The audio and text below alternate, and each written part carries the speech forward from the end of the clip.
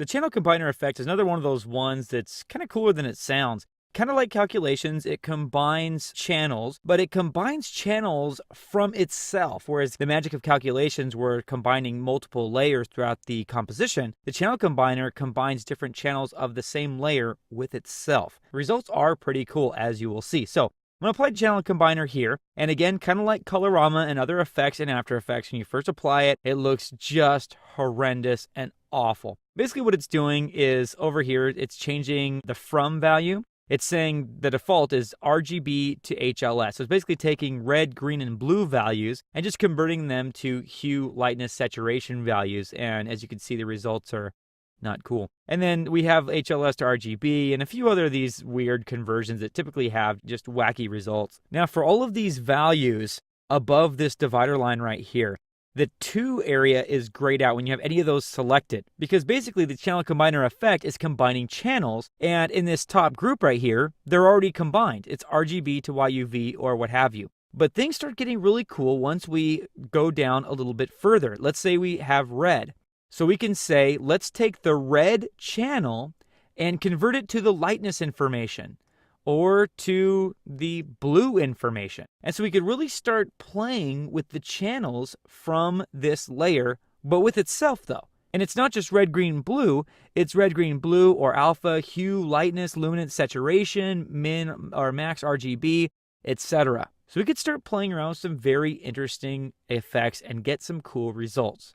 Let me show you what I'm talking about. I have 2 cool examples. So what we're going to do on this one is take the information in the blue channel and use that as the lightness channel. Now, if I were to come down here to the bottom of the composition panel and change the view to the blue channel, we get what we might expect.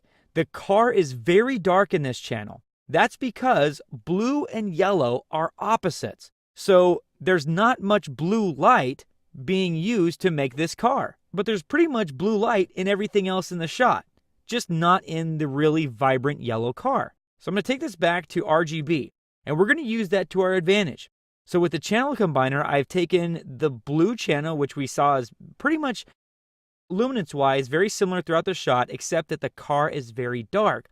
And so we're going to take that into the lightness channel. So as I turn this on, you can see that pretty much everything else in the image stays the same, except the car is much darker. But you got to admit, this is a pretty remarkable conversion. I mean, if we were to go in here with levels or curves and to try to darken it that way, I mean, we have a lot of highlights and reflections and shadows and things like that that would be really easy to muck up and ruin with levels or curves. But because we're using channels, we don't have to worry directly about any of that, and we have a pretty sweet conversion from a light yellow car to a deep kind of gold car. Reflections, highlights, shadows, perfectly preserved. It's awesome. Now, in another example here, we have this car, and what I want to do is I want to make it look like I'm using it in a movie poster where everything's kind of really high contrast and really intense looking. So what I'm going to do is use the channel combiner effect, and I'm going to take the information from the saturation channel and apply that to the lightness channel. So as we turn this on, we get that, which is awesome. By the way, we isolated the car using the ID matte and simple choker effects, and obviously we cover those at different places in this training series. So if you want to know how to isolate the car, check out the movies on those effects. And finally, for an added bonus, I basically have a duplicate of the layer here, and we're going to apply this using overlay and turn that on, and there's our final result, ready to use in our movie promo. And so, as you can see, the channel combiner effect can be very helpful, and it's not just one of these weird abstract effects, kind of like arithmetic, I guess, where it's just kind of hard to put your finger on when you would use it and that type of thing. I mean, if you're going to bring out reflections, if you're going to make color do something and really pop, the channel combiner effect is an interesting place to go looking.